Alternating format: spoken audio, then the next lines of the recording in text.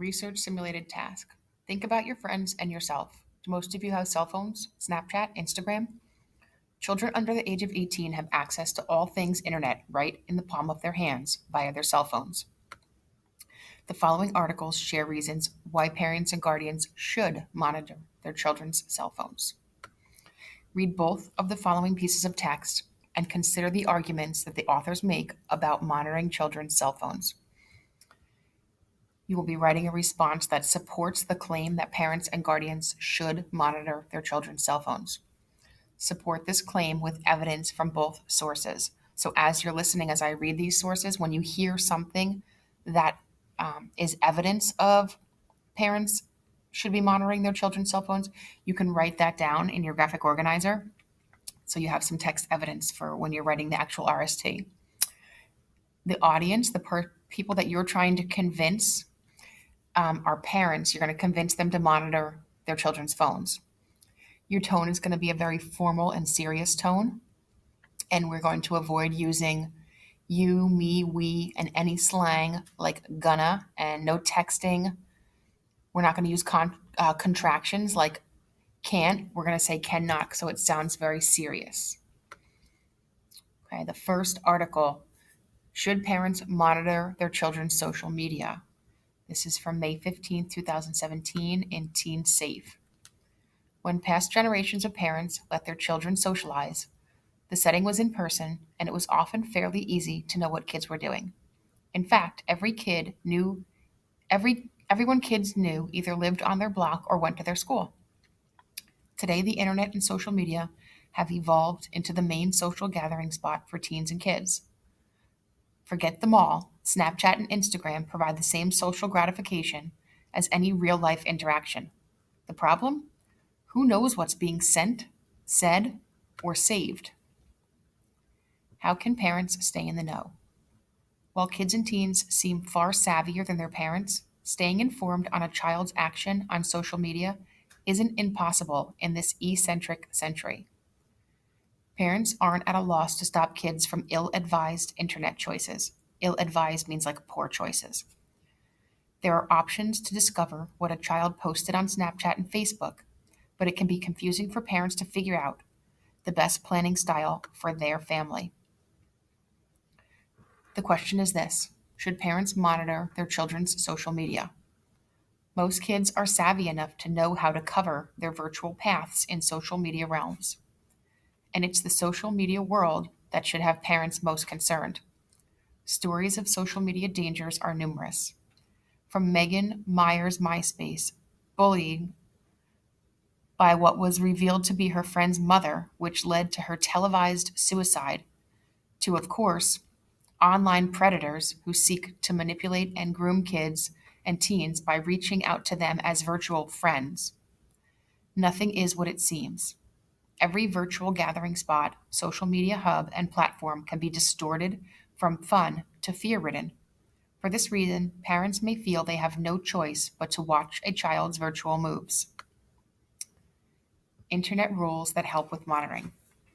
Many parents use monitoring software to help them easily keep track of their child's social profiles and message between friends and possibly strangers. When giving your child a smartphone or tablet for the first time on their own, it is important to set a ground rule that they will be monitored until they are old enough to understand the responsibility and accept all accountability.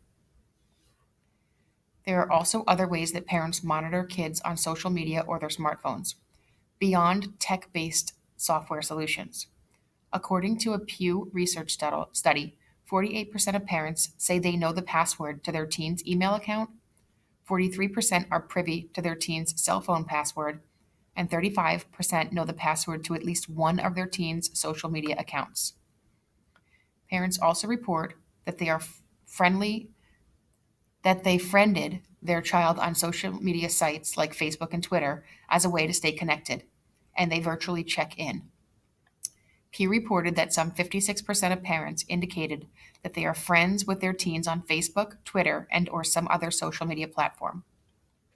Talk to your child about digital monitoring. In the article for CBS News titled "Should Parents Snoop on Their Kids Online?", Eileen Augenbraun Explore the pros and cons of the question that every parent asks at some point. Olga Brown interviewed Caroline Noor, parenting editor for Common Sense Media, who discussed one of the biggest problems in monitoring children online. Kids know technology better than their parents do. If you rely on technology to monitor your kids or present them from engaging in online risks, you are getting a false sense of security, Noor told CBS in an interview. Any determined kid can defeat any technology you put out there. Even if the company says they can't, they can. This is why even when you are monitoring your kid, it is important to have discussions about digital safety. While some kids may challenge the software, knowing that a monitoring program is in place also might cause other kids to think before they post. The software might actually hold them to a higher accountability. Keeping kids safe means educating them. Social media is an ideal place for cyberbullying, and this should be a parent's primary concern. Talk to kids about bullying. Tell them what is okay to post and what isn't. Make sure they know all pictures are forever, even those that seemingly disappear on Snapchat. Always stress that personal information remains private, and inappropriate images and photos are not allowed. Empower kids to come to you if they're being bullied. The only way parents can help and advocate for their child is if the lines of communication remain open. Trust is vital. In the virtual world, though, ignorance can be the worst crime. Educate kids and teens to use common sense while on social media, and the monitoring method is up to you. Okay, that's the end of the first article. This is the beginning of the second article. It's called Should Parents Read Their Kids' Text Message by Sarah Elliott. Is it an invasion of privacy or just good parenting? The news report about cyberbullying, sexting, and other hijinks in cyberspace are alarming. You want your child to have access to the internet for its educational value and to have a mobile device so he can communicate with you easily or contact the authorities in case of an emergency. But providing those tools opens the door to a bunch of potential problems. You may think your child would never intentionally hurt another student using the texting capabilities on his phone, or post his address and schedule in a chat room, or take embarrassing photos of someone and post them to his Facebook. But are you certain? There is no simple answer to the questions of whether you should read your child's text message. It is a complicated issue with authorities weighing in on both sides of the argument. You may feel that your child should have a reasonable expectation of privacy as he matures, and that your interference will send a negative message by showing him that you don't trust him. The flip side is of that line of reasoning is that his safety and the safety and privacy of others trumps your child's rights. Trumps means like goes above your child's rights to conduct his or her life without micromanagement or big brother, mother and father watching. Adjusting to the widespread availability of new technology has caused growing pains for many of us. You may be concerned about the security of your home network. You may be reluctant to enter your account password while online shopping using a public Wi-Fi network. At some time, you may even have written an uncensored work email criticizing your boss that you now regret.